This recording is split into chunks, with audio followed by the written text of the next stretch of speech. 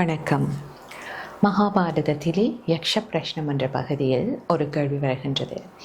லாபானாம் ஸ்ரேய கிம் சியாத், நாம் அடைய வேண்டிய பேறுகளில் மேலானது எது என்று.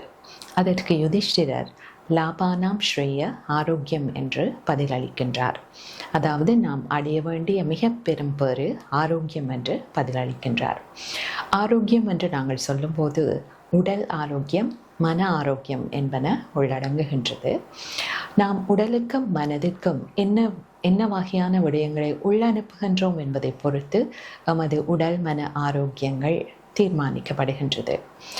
சாதாரணமாக உடல் ஆரோக்கியத்திற்கு சரியான உணவு பழக்கங்கள், உடற்பயிற்சி என்பவற்றை நாம் மேற்கொள்ளலாம். நமக்கு மிக முக்கியமான இந்த மன ஆரோக்கியத்தை மேம்படுத்த இயற்கையோடு நேரம் செலவிடுதல், நேரிய சிந்தனையை வளர்த்தல், இறை வழிபாடு, பூஜை, தியானம், ஜபம் போன்றவற்றில் ஈடுபடுதல், ஆன்மீக நூல்களை படித்தல் என்பவற்றில் ஈடுபடலாம். நன்றி.